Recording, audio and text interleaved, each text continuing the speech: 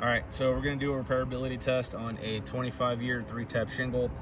Austin, Texas. It's gonna be the back elevation. On the same elevation, we have wind damage just behind me to my right. Don't know how old it is, but what I've done here is already chalked up the shingle that we're gonna simulate the replacement on, as well as added dots to shingles that I'm going to be having to break the seal on. Have not broken the seal in any of these yet, so if they're already loose, it's pre-existing. I'm going to be using a flat bar, a speed square / carpenter square, equilateral right triangle, 90 degrees, 45, 45. And I see you brought a nail gun.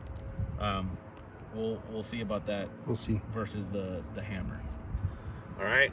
Without further ado, this one's already broken. Be nice and gentle.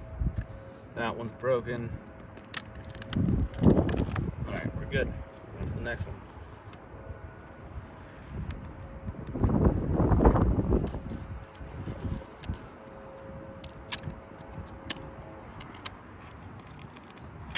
Guess the pry bar wasn't necessary today. Yeah, Not for this at least. The wind came through here and lifted a lot of this already. Okay. All right, I'm gonna take this and slide over.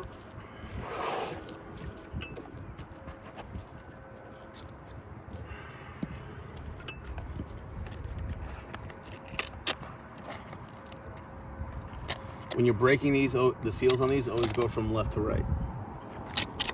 Don't ask me why or how.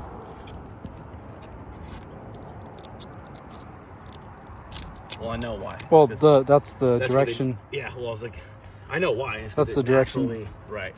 Yeah. All right. So, oftentimes we get told that the shingle cannot be lifted more than 45 degrees in order to conduct this test or to do repairs. So we've got our trusty triangle here to make sure we don't go above 45. Sometimes, depending on where the nail is actually embedded into the shingle, we can't help but to go higher than 45. We're gonna try our best to stay in that zip code.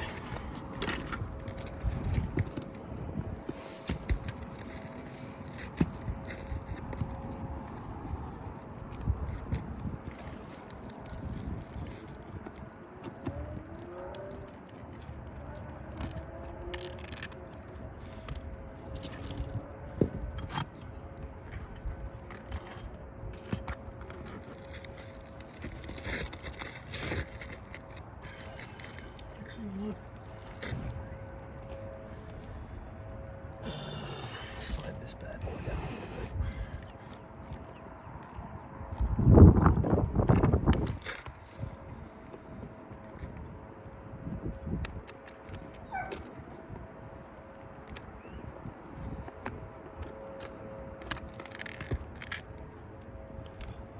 So far, so good. No issues. Let me get you to slide over, buddy. Yeah, man.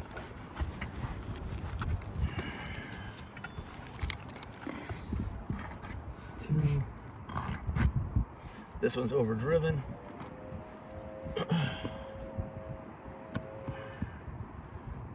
Should have adjusted their PSI, but whatever.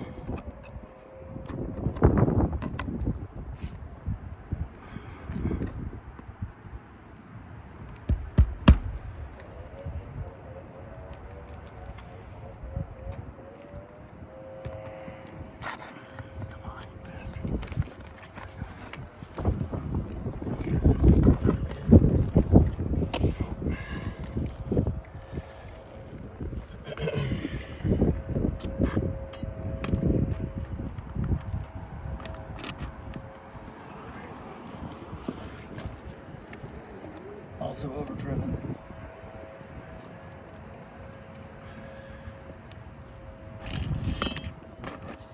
Keep losing that.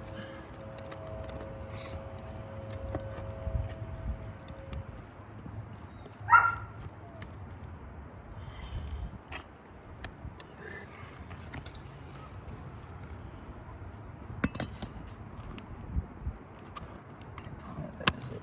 Damn. See if we can get an angle on this one. This one's overdriven to the point where I can't even access the. You can pass me the phone if you need to. It's overdriven to the point where I can't actually access the nail, so I'll do my best. When you say overdriven, So the nail head's pushed beyond the shingle itself.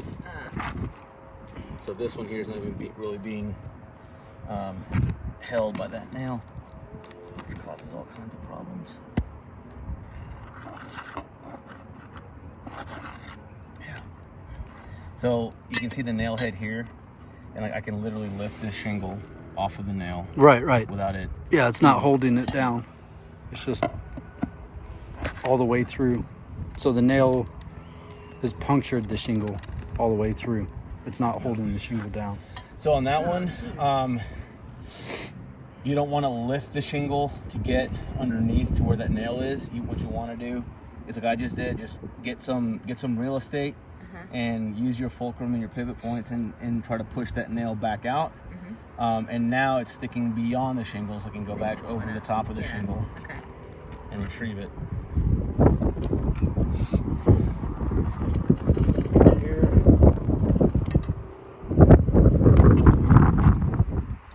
It's a dead ladybug wrapped in cobwebs. Screw it.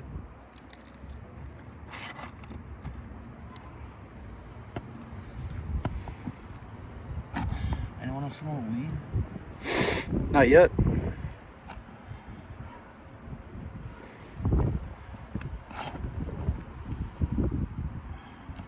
Jesus. There we go.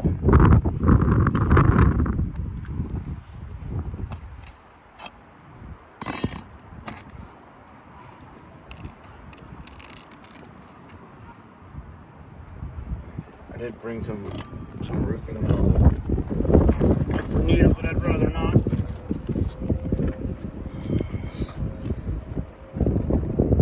These are also the wrong size nails.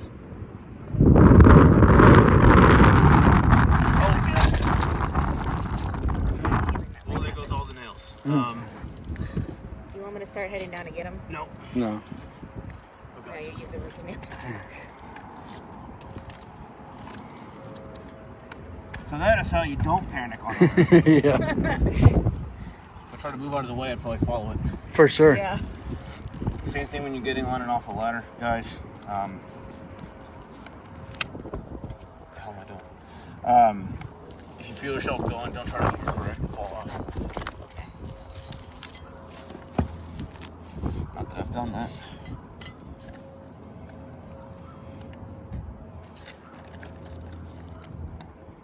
Xylee, Yes.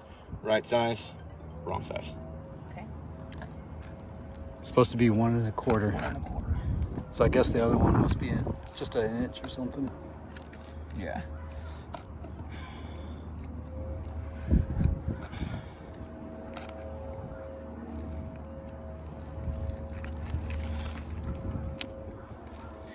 And anybody watching this video, creasing damage looks different than a nail gun hitting the roof. Just don't even. Well, I don't think it. I mean, I don't see anything either, but just saying. What insurance company is this? Allstate. All right.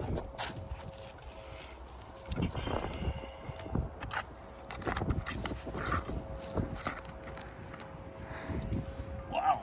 This one's all kinds of jacked up.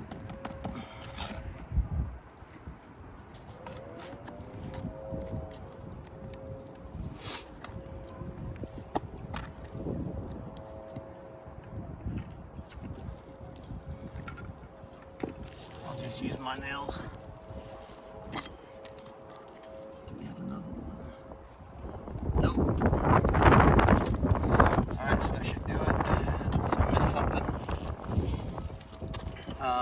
So had this been the actual repair, I'd get that bad boy out, toss it, and slide our new shingle in its place. here we can cheat a little bit because the staining on the shingle will tell you kind of where it used to be. But what I like to do is I'll take a nail without actually nailing it back into place and stick it in the existing holes, just so I know that it's lined up properly. I see. Now all I can find is the openers. Alright. So this push pull.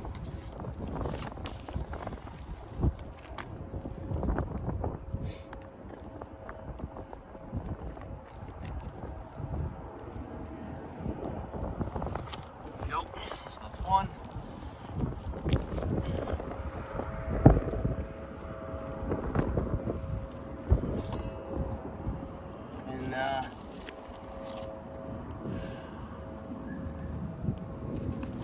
Let's do it without the nail gun first. See what we get.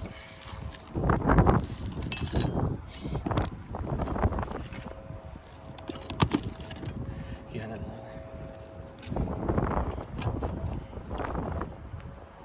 Alright. So we'll come back and nail that guy in later.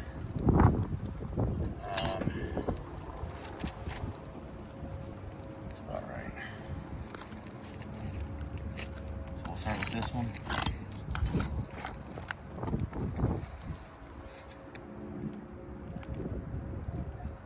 Should line up. Yep. All right. So you don't want to use you don't want to reuse nail holes. You always want to give them a new hole to go through. So. Except for when you're lining it up, right? Yeah. Okay. And that's just to hold its place. So this one's a little bit too far over to the right where I would have wanted it.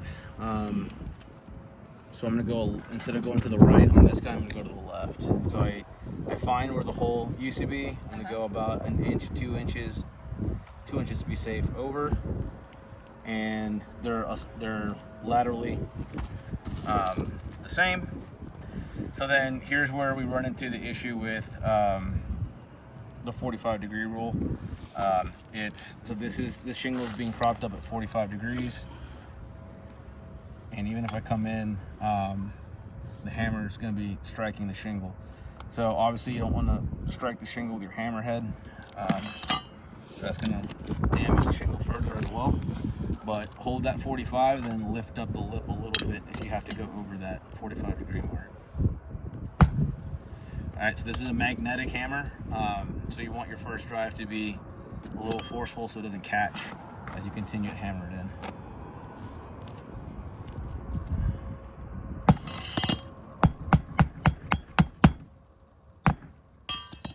Nice and flush. So you heard all those granules falling? Yeah. Alright, now if you go back and do this one.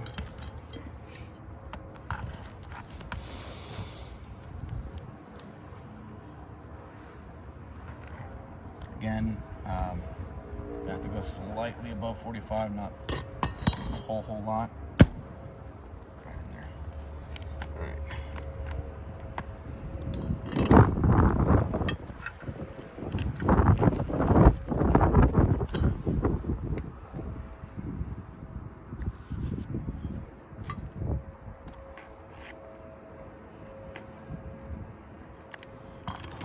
This time we're going to go to the right.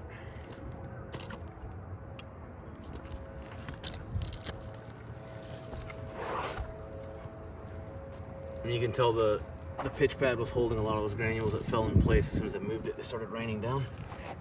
All right. I'm going to go to the right of this one, about 1.5 inches.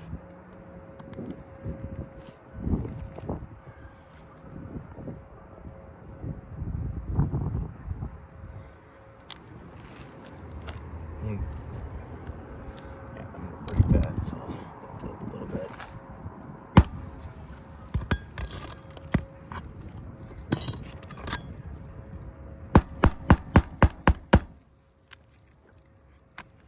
It's raining granules. All right, one more on this side. Or on this shingle.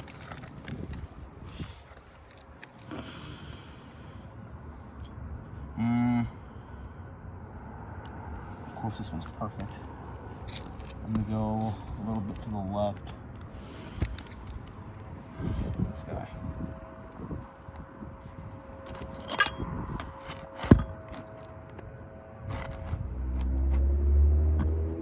This could actually get done.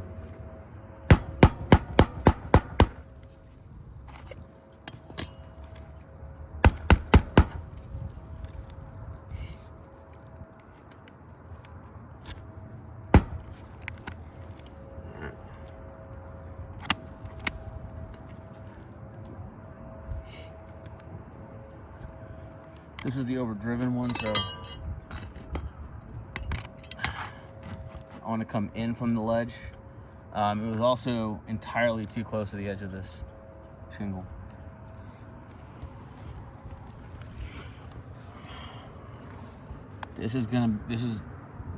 I'm calling my shot. This is gonna be a damaged shingle. I can tell. So we're lined up with the previous hole. 45 is definitely not going to cut it. It's pretty much hiding under that hood. So literally going to clear it just enough that the hammer can get to that nail. And I missed. That's what happens. Again. Nice good start. And I picked it up, so that's exactly what I'm talking about.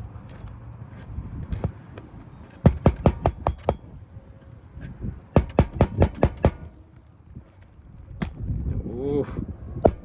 You'll see that damage on the edge there. It's not mine. Come on. Try not to hit the shingle.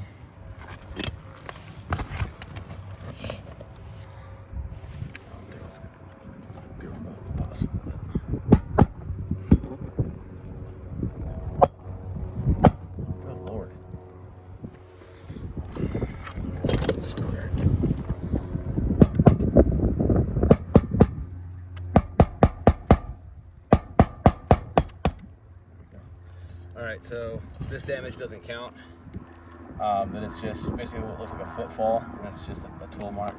But if you see here on the shingles above it, all this stuff is coming up that's loose.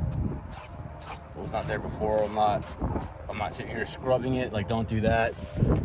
You want to give the shingle a fair shake, meaning a fair shake isn't honest.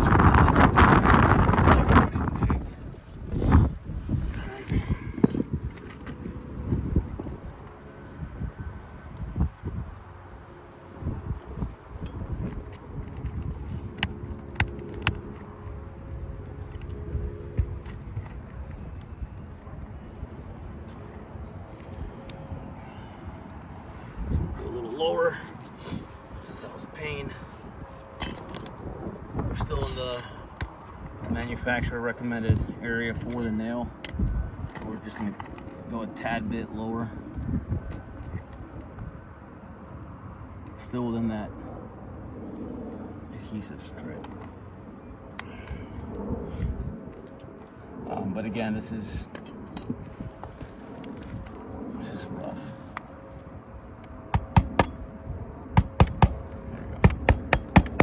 Easy peasy.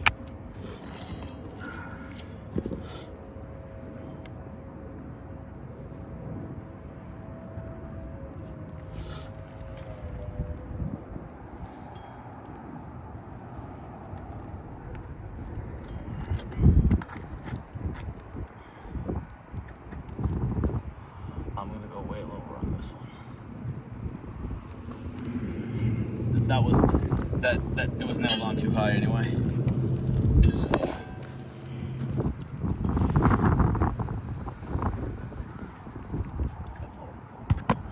on. You got this.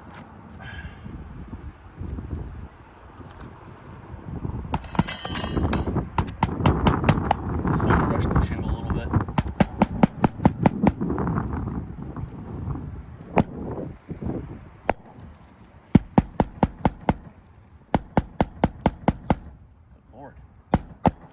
Alright, we'll come back and seal that one up. It's probably the felt paper has those little the long metal cap nails. Yeah, it's probably a cap nail. happens. We'll just relocate.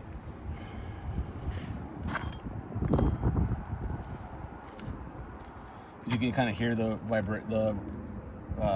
resonance of like metal. All right, so on this one, Neil, if you want to focus the camera kind of in this shingle taco that we're making, you can start to see the granules coming loose and stuff.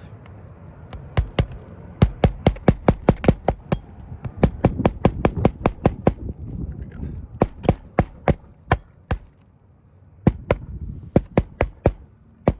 Still.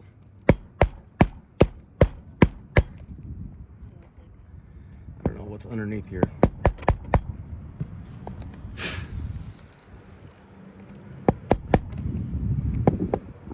Might have to pick a new spot altogether. Yeah, that's not going anywhere. Do it over here. No harm, no foul. These will get sealed up anyway. So again, 45.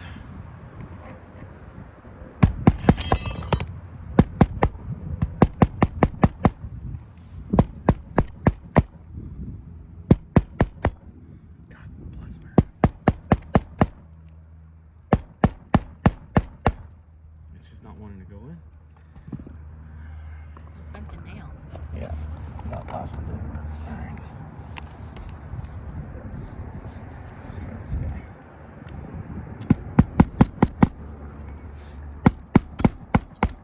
There we go. All right, so right there, all that stuff that was not there before, but we got some pretty good before pictures. You should be able to see the difference. Last one. Is that the last one? All right, so this one, we're gonna go ahead and add another nail that wasn't there before, just because if you see here, not only is it overdriven, it's actually straddling the shingle where it breaks and goes to the next shingle. So it's actually only holding this one in place. So you have two nails and then about 2 inches, and this one's secured and this one's not. So we're obviously we don't want to do something to the shingle or leave the shingle in a manner that this entire area is going to be subject to blow off. So we're just going to add another one to see. So this nail here is actually supposed to be on this shingle, right? Right. So we're just going to correct the last guy that wasn't very meticulous.